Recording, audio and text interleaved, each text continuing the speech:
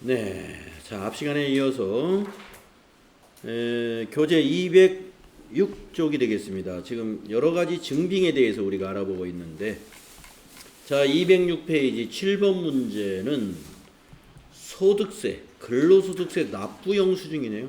이것도 증빙이 될 수 있다 이겁니다. 뭐 세금이니까 세금 영수증 자체가 증빙이 되는 것이죠.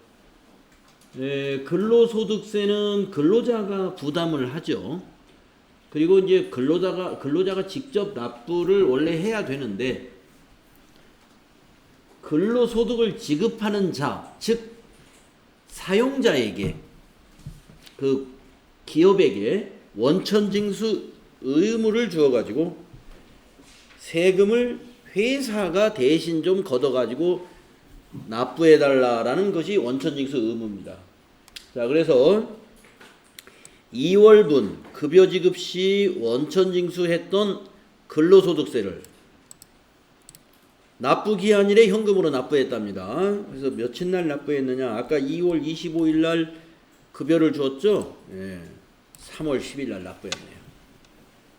3월 10일 날. 회사가 15일간 가지고 있었네요. 자, 그러면 분계를 한번 해볼까요? 네, 아까 9만 원을 떼어놓은 모양이에요. 9만 원 근로소득세 두 사람께 9만 원이었던 모양인데, 자, 납부 시 분계를 한번 해보도록 하겠습니다. 날짜는 3월 10일이고, 자, 3월 10일 날 보니까 현금으로 납부했다라고 되어 있습니다. 그러면 차변에 뭐가 올까요? 예수금이 오죠. 그렇죠. 예수금이 오는 거예요. 9만 원. 대변이 현금이 되겠죠. 9만 원. 차변의 예수금은 부채가 차변에 오면 부채 감소가 되는 것이고, 현금으로 납부했으니까 대변은 자산 감소가 되겠습니다. 이러한 거래를 우리는 무슨 거래라고 그래요? 교환 거래라고 한다. 부채하고 자산만 변동이 일어났죠. 그래서 교환 거래라고 한다. 자, 전표 입력을 하겠습니다. 3월 10일자니까 저 위에 월까지 이제 고쳐야 되겠네요. 3월 월 고치고 10일날 출금 전표네요. 현금 납부했으니까 1번 출금, 코드는 예수 254번 예수금. 예수금 거래처 넣을 필요 없습니다. 적요에다가 넣어주면 되겠습니다. 1번 적요. 근로소득세 예수금 납부. 차변은 9만 원. 이렇게 해주시면 됩니다. 그렇게 되면 밑에 차변의 예수금 9만 원, 대변의 현금 9만 원. 이러한 회계 처리가 일어나게 되겠죠. 자, 그래서 지금 세금은 세금인데, 이 근로소득세라는 세금은 회사의 세금이 아니에요. 그러니까 근로소득세를 세금과 공과로 처리한다고 생각하면 큰일 난다 이거죠. 세금과 공과라는 것은 회사의 세금이어야 돼요. 회사의 세금. 근데 그 중에서도 취득세는 세금과 공과가 아니라 자산으로 처리하라 했고, 이거는 세금이지만 누구의 세금이에요? 근로자의 세금. 근로자의 세금을 회사가 대신 걷어가지고 납부해주는 역할만 해주는, 원천징수 의무자 역할만 해주는 거예요. 그러니까 이때 차변의 비용이 아니라 부채 감소, 봉급날 받아놨던 부채, 예수금 부채 감소하고 대변에서 자산이 감소하는 이런 회계 처리가 되는 거예요. 맞죠? 자, 그 다음에 8번을 보면은 건강보험료를 납부했습니다. 모두 납부한 영수증을 보니까 납부보험료가 14만 원이에요. 3월 2일 날 납부했네요. 국민건강보험공단에. 그런데 요 설명을 한번 보세요. 3월 10일 날 납부했네. 예. 그러면 이 3월 2일은 고지서가 왔다는 얘기네. 건강보험관리공단에서 이게 고지서를 매달 보내줄까요? 실제는 되게 자동이체 시켜놓습니다. 회사 통장에서. 뭐 이제 납부 방법이 여러 가지가 있긴 있어요. 근데 막 대부분 다 자동이체. 그래야 제때 납부를 하죠. 고지서 주고받고 하면은 분실할 수도 있고 잊어버릴 수도 있고. 자, 아무튼 여기는 지금 이 영수증은 고지서가 온 거예요. 보니까 네 이렇게 왔어요. 3월 2일 날 왔고 우리는 3월 10일 날 냈다는 거예요. 자, 설명을 읽어봐야 돼요. 2월 급여 지급분에 대한 건강보험료를 신한은행 보통예금 계좌에서 이체해가지고 납부했답니다. 50%는 원천 징수한 금액이며 50%는 회사 부담분이래요. 그러니까 요 14만원 중에서 50%는 얼마예요? 네, 7만원은 원천 징수한 거고 나머지 7만원은 회사가 부담을 해주는 거다. 그러면 원천 징수한 거는 계정 과목이 뭐라고요? 예수금이고 회사가 부담해주는 것은 우리가 뭘로 처리한다고 배웠죠? 예, 복리후생비로 처리한다. 그거 아시면 요 분계가 가능하죠. 아, 밑에 있네. 당사는 회사 부담분을 복리후생비로 처리하고 있다. 이렇게 알려주는 수도 있고요.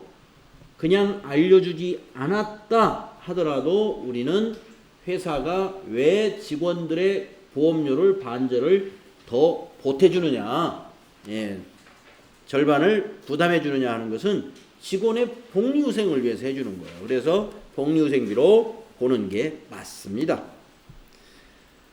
자, 그러면 이제 정리해보면 차변에 오는 7만원이 두 개로 나누어질 것이고 대변에서는 보통예금이 하나로 들어가야 되겠죠. 보통예금에서 이체했으니까. 그러면 분계를 어떻게 쓰라는 거죠? 3월 10일 날 분계가 하나 더 들어갑니다. 차변에 예수금 7만원,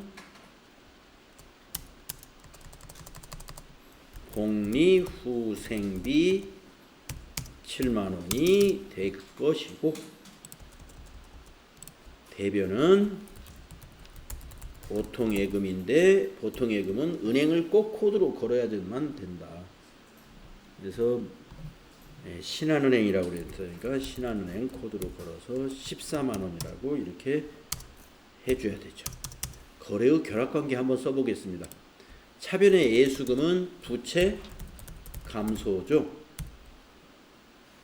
차변의 복리후생비는 뭘까요? 예, 비용 발생이죠. 대변의 보통예금은 예, 자산 감소죠. 자, 이 거래 처음 나왔어요. 이러한 종류의 거래를 우리는 무슨 거래라고 불러야 된다? 혼합거래라고 불러야 된다. 왜 혼합거래라고 불러야 되느냐? 예수금하고 보통예금은 재무상태표로 가겠네요. 부채 감소, 자산 감소, 재무상태표로 가는데 비용 발생 복리후생비는 손익계산서 비용으로 가게 돼요. 양쪽으로 다 가죠? 조금씩. 그것을 혼합거래라고. 혼합거래. 자, 그러면 전표 입력해 봅시다. 3월 10일 날 전표를 또 입력하게 되면 이게 지금 처음으로 같은 날 두 건이 발생해요. 그러면 위에 있는 건 1번이지만 밑에 거 전표 입력 끝나고 나면 여기가 2번으로 딱 바뀝니다. 지금까지는 계속 1번밖에 없었어. 왜? 하루에 전표 하나씩만 입력했거든. 근데 하루에 두 건 이상 입력이 되면 전표 번호가 두 번째 거는 2번으로 바뀐다는 겁니다. 자, 그러면 이제 구분에다가 3번 차변 해놓고 예수금 254번 거래처 필요 없고 저교에는 뭐 밑에 여기다 밑에 있는 거 고르는 것보다 이건 하나 써주는 게 더 좋을 것 같아요. 예. 이거는 2월분 건강보험료 납부라고 이렇게 넣어주면 더 좋을 것 같아요. 7만 원 되겠고, 그 다음에 또 날짜에서 엔터 치고 또 차변에서 한 번 더 엔터 치면 차변이 복사되죠. 복리후생비 811번. 이것도 거래처 필요 없어요. 적요에다가 저 위에 있는 거 엔터로 복사하고 지나가면 돼요. 2월분 건강보험료 납부 7만원 이렇게 넣어주고, 또 날짜에서 엔터 치고 세 번째 줄은 이제 대변이죠. 4번 대변. 대변의 보통예금 103번이죠. 보통예금이 이거는 거래처를 코드란에다가 코드로 정확하게, 근데 처음 코드가 안 외워지니까 우리가 여기다가 신한으로 이렇게 검색해서 넣으면 된다 이거. 신한회 98002. 적요도 그냥 엔터로 복사하고 지나가면 2월분 건강보험료 납부 세 개의 적요 다 똑같이 써도 적당한 거죠.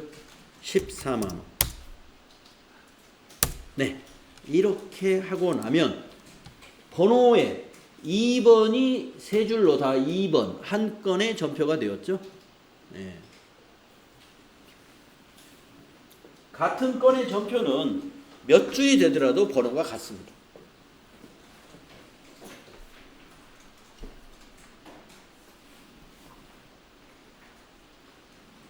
네, 그래서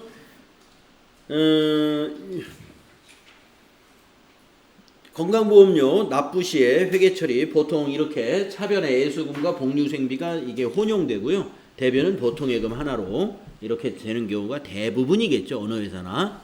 네. 자, 그 다음 페이지 207페이지로 한번 가볼까요? 지방소득세 납부. 예.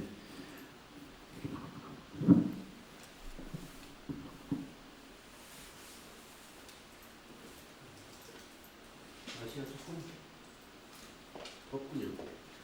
일단 에어컨을 틀 수는 없고, 창문을 열면 지금 페인트 신나 냄새가 막 너무 많이 나서 좀 참아야 돼. 여러분, 지방소득세는 조금 전에 그 소득세, 세무서에 내는 것은 소득세예요.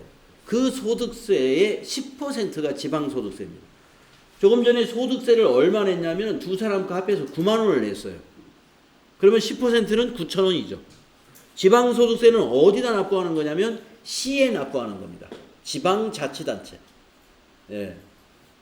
그래서 우리가 이 근로자가 많은 근로소득을 많이 하고 있는, 즉 근로자가 많은 도시의 시 재정은 이 지방소득세 무시할 수가 없죠. 예. 예. 근로자들이 내고 있는 그 국가에 내고 있는 근로소득세의 10%를 시에다 내주니까. 예. 그러니까 이제 자영업자 같은 경우는 이게 뭐 자기 소득을 조금씩 숨기는 사람도 있고 하지만 근로자들은 단돈 1원도 숨길 수가 없죠. 회사가 다 알고 있는데 숨길 수가 없는.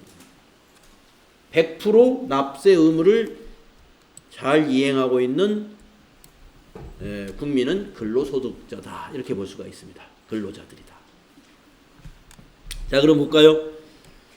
2월분 급여지급 시 원천징수했던 지방소득세를 납부기한일에 국민은행에 현금으로 납부했답니다. 그러면 현금 납부했으니까 대변은 현금일 거고 차변은 뭘로 처리한다고요? 예수금으로 처리한다는 거. 예수금. 조금 전에 소득세하고 똑같아요. 예수금 처리해야 돼. 이걸 세금과 원가로 처리하면 안 돼요. 회사 세금이 아닙니다. 회사의 세금이 아니에요. 그래서 예수금, 공제했던 거니까 차변의 예수금, 대변의 현금이에요. 그래서 교환거래가 되겠고, 이 거래는. 그리고 여기 이제 이 영수증을 봤을 때 이 금액을 써야 됩니다. 지금 우리는 지방소득세를 냈기 때문에 이걸 써야지. 이 9만 원은 과세표준이라는 거예요. 여러분, 우리 부가가치세 이론 배울 때 과세표준이 뭔지 배웠죠. 과세표준이라는 것은 세금 계산의 기초가 되는 금액이다 그랬단 말이에요.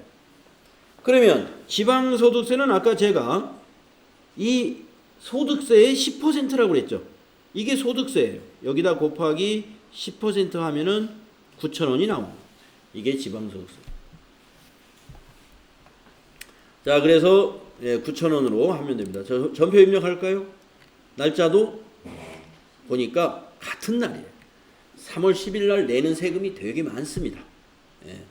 자, 입력할까요? 날짜는 3월 10일 같은 날이고, 차변은 예수금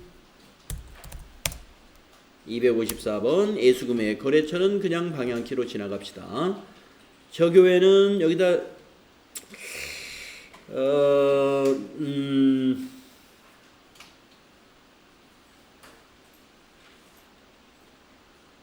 직접 입력하는 게 나을 것 같아요. 그렇죠? 여기다가 2월분 지방 근로소득세 납부 2월분 지방소득세 해도 되고, 이거 더 정확히 말하면 근로소득세죠. 근로자가 내는 소득세.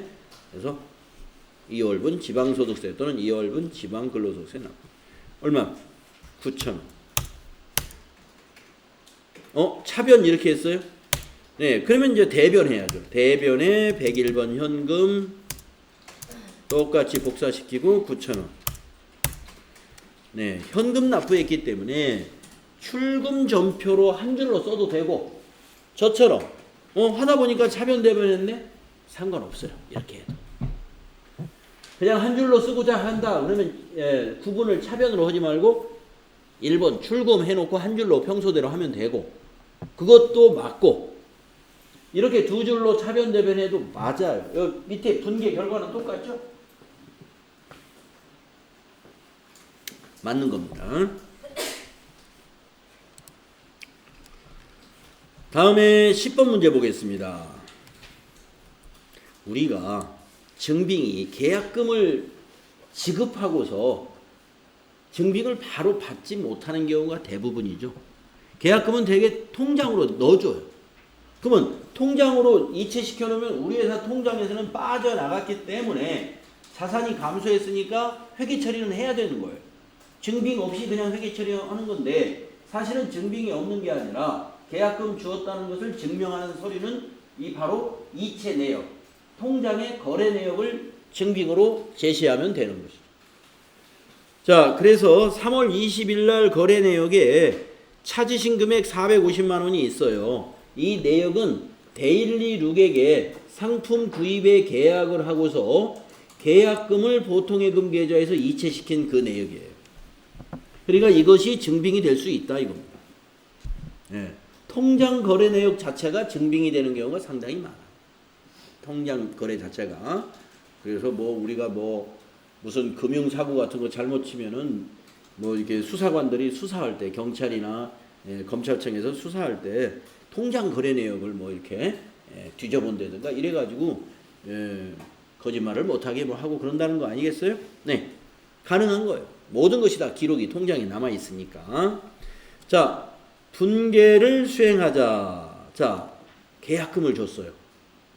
자산이 증가합니다. 차변에. 돈도 나가요. 보통예금이 나갔어요. 대변에는 보통예금입니다. 자, 그러면 한번 3월 20일 날 분계 한번 써볼까요?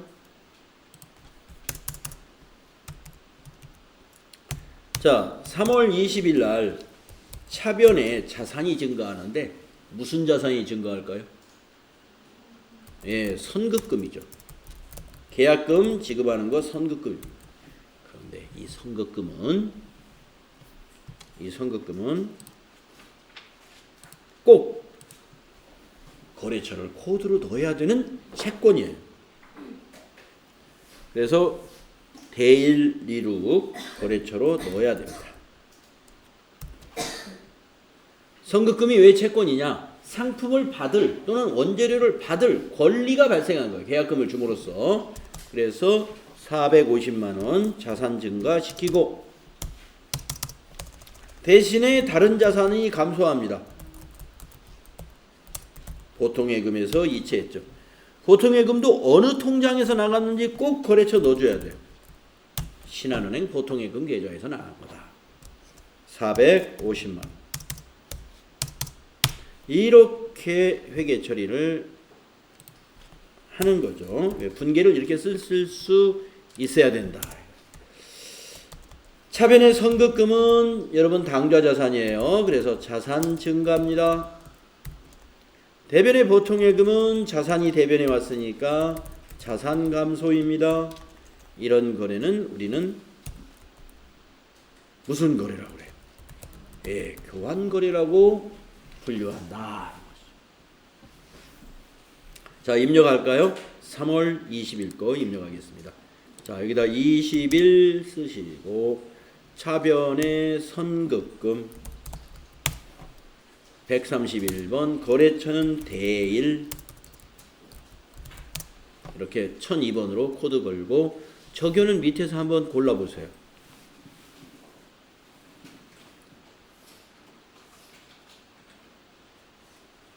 없네.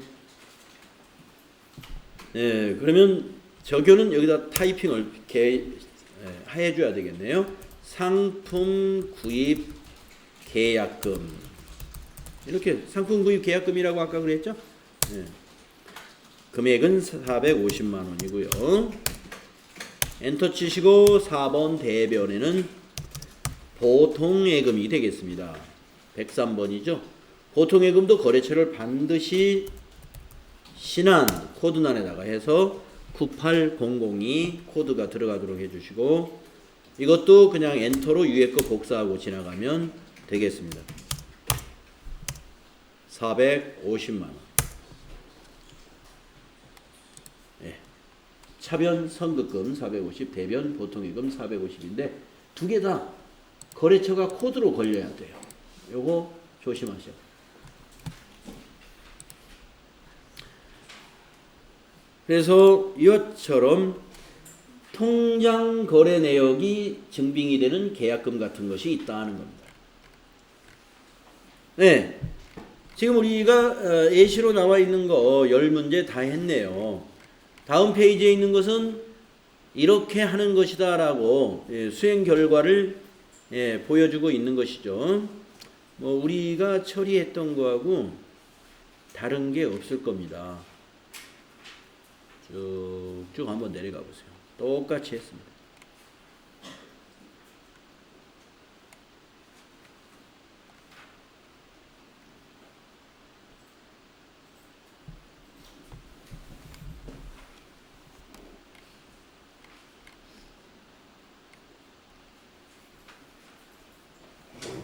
이 적요의 표현은 조금씩 다를 수 있어요. 적요의 정답이라는 건 없습니다.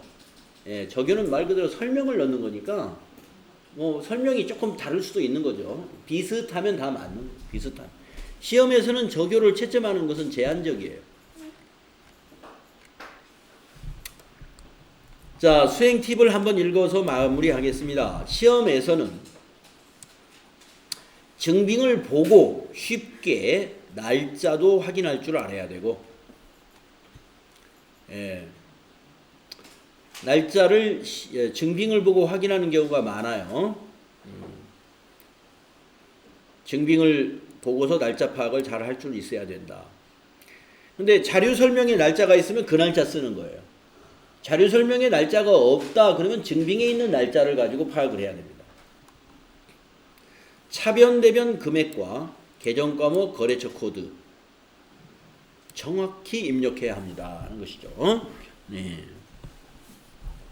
그래서 차변 대변 바뀌는 거, 금액이 조금이라도 틀린다든가 계정 과목이 틀린다든가 거래처 코드를 누락시켰다든가 이런 것은 틀리는 겁니다.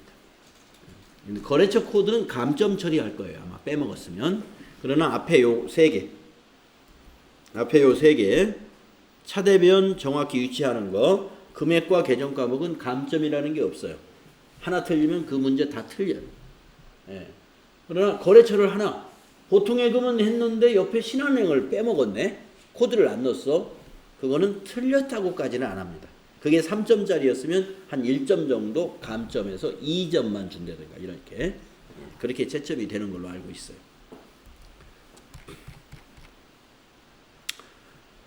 자, 그 다음에 이제 211페이지 보시면 영수증 수치 명세서를 작성한다라는 말이 나와요. 우리가 여러분 여기서 말하는 영수증이라는 것은 증빙 중에 적격 증빙이 아닌 거에 속하는 그 문방구 영수증이라고 하는 옛날에 간이 영수증이라고 했어요. 지금은 그냥 간이자를 빼고 그냥 영수증 하면은 과거에 우리가 간이 영수증이라고 불렀던 길쭉하게 생긴 문방구 영수증이다. 우리가 이제 문방구에서 파는 영수증이다 그런 뜻입니다. 우리가 문방구에 가서 영수증 사러 왔습니다. 그러면 그런 거 묶어 있는 거 딱 한 권 줘요. 자, 그런데 이 영수증은 말이죠. 이게 지출 증빙으로서 이게 인정받기가 힘들어요. 특히 큰 금액은. 큰 금액은. 이게 큰 금액을 왜 영수증을 받았지?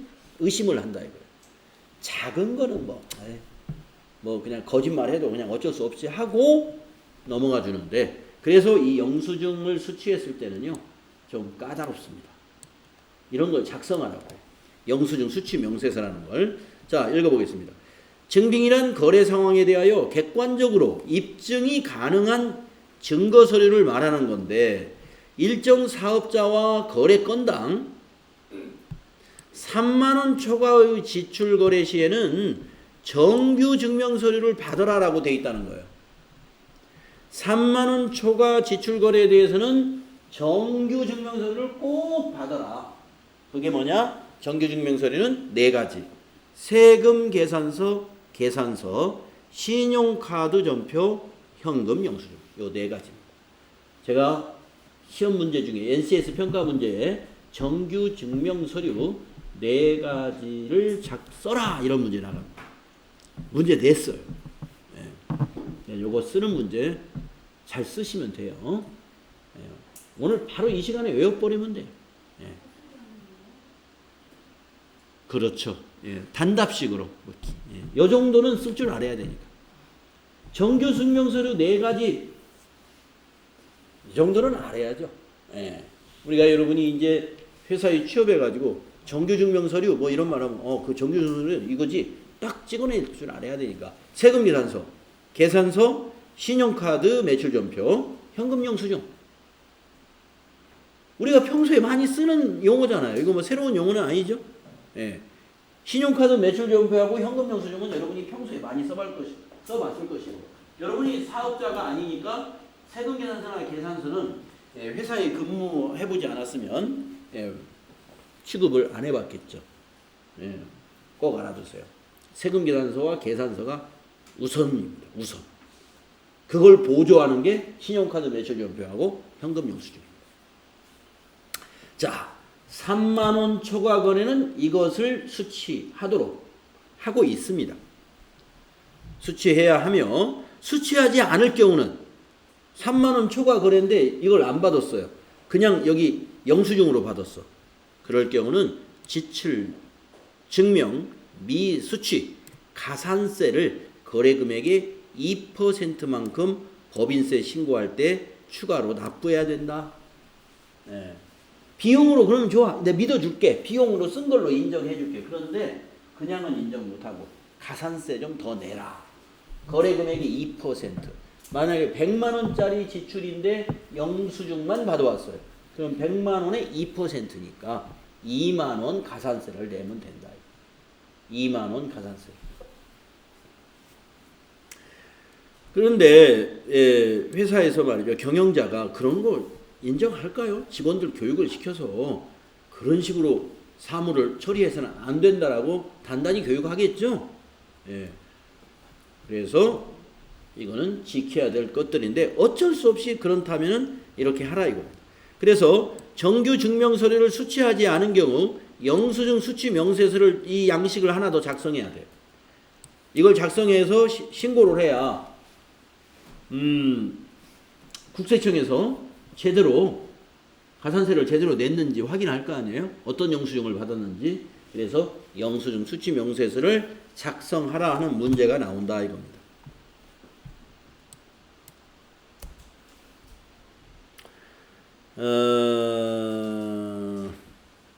자, 수행 내용 직접 보죠. 수행 내용 영수증이 있어요. 자, 영수증인데 시험에서도 실제로 이렇게 나옵니다. 영수증인데 3만 원이 오버되잖아요. 그러면 이 문제가 꼭 따라붙어. 문제가 하나 더 붙어 있어. 영수증인데 3만 원이 넘었다. 그러면 요게 하나 따라붙어 있다 이겁니다. 영수증 수치 명세서까지 작성해라. 네, 기억하시고. 자, 이 6만 원짜리 영수증에 화일을 샀대요. 화일. 오른쪽에 설명을 읽어보는 게 좋아요. 업무에 사용할 문구를 호서문구에서 구입하고 현금 지급했다. 회사는 이 거래가 지출 증명서류 미수치 가산세 대상인지를 검토하려고 한다. 소모품비로 처리할 것. 네.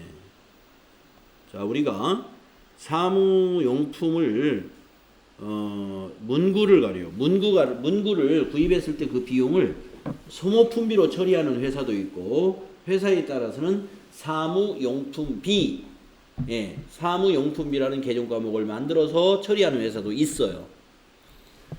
그러나 문제에서 아무 말이 없다. 그러면 소모품비로 여러분 회계 처리하세요. 예, 소모품비로. 그러나 이렇게 뭐 사무용품비 또는 소모품비 이렇게 딱 지정을 했을 때는 반드시 그 개정 과목을 사용해야 됩니다. 자, 밑에 분기 한번 써볼까요?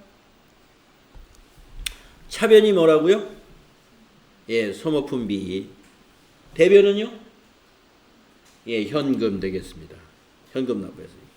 여기 차변은 소모품비, 대변은 현금. 거래의 종류는 손익거래죠. 6만 원 모두가 손익계산서로 가잖아요. 그러니까 손익거래가 되겠죠. 자, 우리가 더전 프로그램에다 해야 할 일은 두 가지입니다. 수행 2번도 해야 되고, 그리고 나서 수행 3번도 해야 됩니다. 수행 2번은 전표 입력하는 것이고, 수행 3번은 영수증 수치 명세서 1과 2 서식을 작성하는 것이 되겠습니다. 자, 전표 입력부터 먼저 하겠습니다. 영수증의 날짜가 4월 달로 바뀌었습니다. 4월 2일이네요. 자, 위에 4월 바꾸시고 2일날 현금 지급했으니까 출금 전표로 써볼까요? 출금 소모품비. 계정 코드는 830번 써야 됩니다. 830번 소모품비 써야 돼요. 거래처. 소모품비 거래처가 그게 문구점이죠. 예. 그래서 아마 거래처 등록은 안 돼 있을 거예요. 거래처 등록은 뭐 혹시 되어 있는지 코드란에다가 호서라고 한번 해볼까요? 입력 안 돼 있어요. 안 돼 있죠. 여기다 그냥 써주세요. 호서 문구. 적요는 문구류 구입이라고 여기다 쓰면 되겠습니다. 적요의 문구류 구입.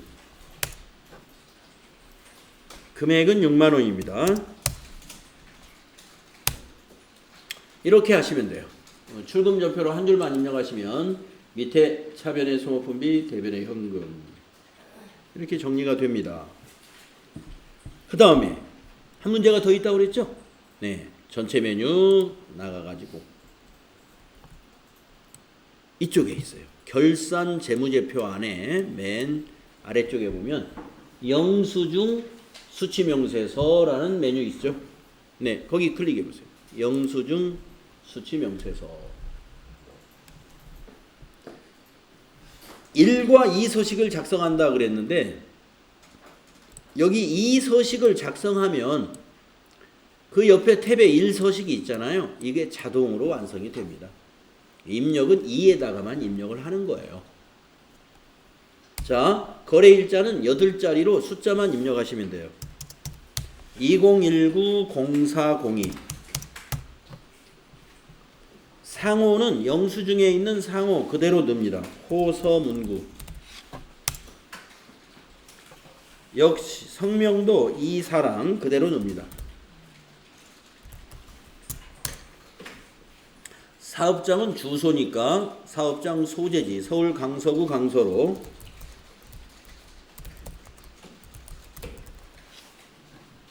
420 그대로 입력합니다. 사업자 등록번호는요, 하이폰을 제외한 숫자만 10자리로 넣으시면 돼요. 301 33 1652로. 그러면 하이폰은 자동으로 들어갑니다. 거래 금액은 6만원이라고 그대로 영수증에 있는 금액 다 입력해 주시고, 자, 구분에 딱 가면은 이렇게 15번부터 35번까지 어떤 항목들이 나열되어 있는데 한번 처음 보니까 한번 다 읽어는 보겠습니다. 자, 읍면 지역 소재지라는 것입니다. 예, 우리가 읍사무소, 면사무소, 지역 소재지에 뭔가를 낸 거냐? 이건 문방구 거래한 거죠? 아니죠? 네. 그 다음에 16번. 금융이나 보험 용역을 제공받은 거냐? 아니죠? 비거주자와의 거래냐? 외국인한테 뭘 샀느냐 이거예요. 아니죠? 농어민과의 거래했냐? 문방구하고 거래한 거죠? 아니죠? 국가하고 거래한 거냐? 아니죠. 비영리 법인과 거래냐? 아니죠. 원천 징수 대상 사업 소득이냐? 아닙니다. 사업의 양도냐? 아니고요. 전기 통신 방송 요경이냐? 아니고 국외에서에 공급했느냐? 아니고 공매 경매 수용에 해당되느냐? 아니고 부동산 구입했느냐? 아니고. 자, 그러면 여기 있는 것들은 그럼 어떻다는 거냐? 여기에 있는 것들은 이 영수증 수치를 3만원 이내가 아니라 3만원을 초과했다 하더라도 가산세 대상이 아니에요. 네. 그러니까 예를 들면 이 부동산 구입. 부동산을 사고서 내가 부동산을 샀어요. 어느 어떤 마을에 있는 뭐 주민한테. 예. 우리 회사에 거기다가 사무실을 하나 지으려고 200평짜리 토지를 하나 샀어요. 그리고 그 사람이 9천만 원이라고 그래서 9천만 원을 회사에서 현금으로 주고 영수증 하나 해주세요. 그랬단 말이에요. 그랬더니 문방구 영수증에다가 토지 대금 9천만 원 받았다. 영수증 받았어요? 이거 3만 원 초과인데 그러면 9천만 원에 2%면 이거 가산세가 얼마야? 1,800만 원, 아니 180만 원이죠? 네, 180만 원. 그러니까 가산세 낼 수 있나요? 못 내죠. 그러니까 여기를 26번 부동산 구입 이렇게 하면은 영수증을 받았어도 가산세는 해당이 없는 거예요. 지금 여기 있는 게 다 그런 것들입니다. 이거. 예. 주택 임대 용역도 영수증 써도 돼요. 예. 주택 임대 용역 영수증 받아도 돼요. 자, 택시, 전산개발 통합관리, 뭐 항공기 항행용역, 간주임대료, 연체이자 지급분, 송금명세서 제출분, 예. 송금명세서 제출분 이것 좀 설명을 해야 되겠네요. 가끔 시험에 나와. 송금명세서 제출이라는 건 뭐냐면 원래는 사업자입니다. 예. 그러니까 이런 영수증 받으면 안 돼. 지금 여기 호서문구 같은 경우. 자, 호서문구가 문구점이니까 사업자죠. 6만 원 정도 지출했으면 이런 간이 영수증 받을 게 아니라 제대로 된 세금 계산서나 아니면 현금 줬으면 현금 영수증 받아야 돼. 우리 현금으로 줬다고 그랬죠? 현금 영수증 받아야 돼. 그런데 안 받았어요. 그런데 현금으로 준 게 아니라 만약에 송금, 현금으로 준 거나 다름없다고 봐도 돼요. 내가 이 호서문구의 이사랑 사장님 계좌로 이 6만 원을 분명히 붙였다. 우리가 송금했다. 이걸 증명하면 가산세 안 돼요. 그걸 어떻게 증명하면 돼요? 송금 명세서라는 걸 또 작성하면 돼. 송금 명세서. 분명히 돈 지급했다 하는 거. 송금 명세는 인정을 해줘요. 예. 그러니까 여러분 이 영수증에 대해서 3만 원 초과를 왜 가산세를 국가가 붙이려고 하느냐 그 취지를 우리가 이해할 수 있겠죠. 대개 가짜로 비용을 지출했다고 하는 경우가 많이 있기 때문에 가산세를 붙이면 이걸 피할 거 아니에요. 예. 그래서 그 가짜 지출을 막으려고 하는 거예요. 근데 진짜야. 그러면 송금 명세서 제시해라. 예. 송금했는지. 그러면 가산세 안 붙어요. 예. 자, 유료도로 통행료도 거기에 해당이 됩니다. 유료도로 통행료 같은 것도 우리가 통행료 뭐 지나가면 우리 삑 하면서 뭐 얼마가 3,000원이 결제됐습니다. 지나가 그 영수증 못 받잖아요. 예. 그것도 정리를 할 수가 있다. 자, 그래서 이 부분에 해당이 되면 이 코드를 여기다 입력하고 가는 거예요. 근데 시험에서는 가산세 대상이 이 안 되는 거 있죠? 이거는 지금까지 시험에 한 번도 안 나왔어요. 예, 그러니까 대부분 다 이렇게 가산세를 내야 되는 건으로 문제가 나오니까 여러분이 이거를 일일이 시험 볼 때 이걸 다 읽어볼 필요가 있겠느냐? 예, 없을 것 같아요. 그러니까 오늘은 지금 시험이 아니니까 다 한번 읽어봤고 이거의 의미는 뭐다? 가산세 대상이 안 되는 건이다 이거예요. 영수증을 받았으나 가산세 대상이 안 되는 건이다. 그래서 우리는 지금 그냥 지나가야 돼요. 거기에 해당되는 게 없으니까. 자, 이제 계정 코드라는 건 뭐냐면 아까 우리 회계 처리할 때 일반 연표에서 소모품비로 처리했죠? 그걸 말하는 거예요. 830번. 소모품비. 저교에다가는 그 영수증에 있는 품명을 보통 써줍니다. 화일 구입. 문구 구입이라고 해도 뭐 그게 그거니까 틀리진 않겠죠. 여기까지 입력하고 엔터 치면은 수치명세서 1번 탭에 가보면 이쪽으로 자료가 넘어와 있어요. 영수증 명세서 제출 대상 한 건에 6만원, 총계 6만원. 그래서 여기에 집계되는 것은 가산세 대상이고 여기에 집계되는 것은 명세서 제출 제외 대상이면서 가산세에서 제외되는 내역이다. 예. 그래서 만약에 아까 그것이 부동산 구입이었다면 아까 26번을 선택했겠죠? 그러면 여기에 들어가요. 한 건에 6만 원 하고 이것이. 그리고 이 금액은 일로 집계가 돼. 영수증 수출 명세서 1번이 자동으로 여기 금액과 건수가 넘어오는 게 정상인데 혹시 시험 보는 날 안 넘어왔다. 그러면 요거 한번 눌러주면 돼요. 요거 눌러보세요. 명세서 2 불러오기. 예. 안 넘어왔으면 이거 눌러서 넘어오게끔 해줘야 되고요. 이것은 작성하고 나서 꼭 닫아주세요. 여기 X표 닫기 누르면 저장하겠느냐 물어봅니다. 이거는 수동으로 저장을 해야 되기 때문에 닫으면서 예해주는 습관을 들여야 됩니다. 이걸 그냥 열어놓고 쓰다가 막 나중에 한꺼번에 막 닫을 때 뭐가 나왔어요? 뭐가 나왔는데 아니요 해버렸다? 그러면 자기가 작성을 했는데 너무 급하게 닫는 나머지 저장을 안 해버렸네? 아니요 해가지고. 그래서 영수증 수치명세서는요, 여러분 작성하고 나서 바로 닫으세요. 닫으면서 저장을 한다는 거. 그걸 좀 기억해야 된다. 자, 3만원 초과인 경우에 영수증을 수취했을 때 우리가 어떻게 처리하는지 우리 공부했습니다. 212페이지 수행 팁을 보겠습니다.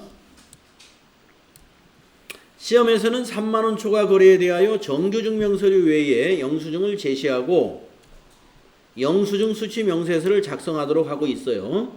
그래서 시험에서도 영수증 중에서 3만원 초과된 거래는 이 문제가 꼭 나오도록 되어 있다 하는 거죠. 자, 이렇게 해서 이제 여러분 일반 전표 입력하는 것이 아주 숙달을 많이 하셨죠? 계속 일반 전표인데 다음 시간에는 자금과 관련된 어음 관련된 거래들을 중심으로 해서 분계하고 전표 입력하는 거 우리 연습하도록 하겠습니다. 자, 쉬었다 하죠.